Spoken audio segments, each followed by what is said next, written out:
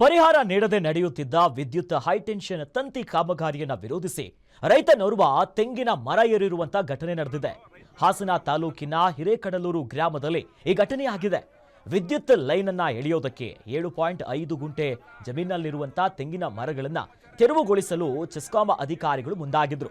ಪರಿಹಾರ ನೀಡದೆ ತೆಂಗಿನ ಮರವನ್ನ ತೆರವಿಗೆ ರೈತ ವಿರೋಧವನ್ನ ವ್ಯಕ್ತಪಡಿಸಿ ರೈತ ರಂಗಸ್ವಾಮಿ ತೆಂಗಿನ ಮರವನ್ನ ಏರಿದ್ದಾರೆ.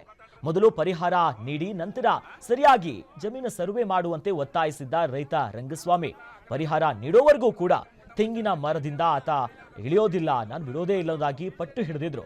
ಇನ್ನು ರಂಗಸ್ವಾಮಿ ಮನವೊಲಿಸಲು ಪೊಲೀಸರು ಹರಸಾಹಸವನ್ನ ಪಟ್ಟರು. ಪೊಲೀಸರು ಹಾಗೂ ಗ್ರಾಮಸ್ಥರ ನಡುವೆ ವಾಗ್ವಾದದ ನಂತರ ಕೊನೆಗೂ ರಂಗಸ್ವಾಮಿಯವರ ಮನವೊಲಿಸಿದ್ದಾರೆ ಗ್ರಾಮಸ್ಥರು. ಅದಾದ ಮೇಲೆ ತೆಂಗಿನ ಮರದಿಂದ ಕೆಳಗಿಳಿಸಿದ್ದಾರೆ.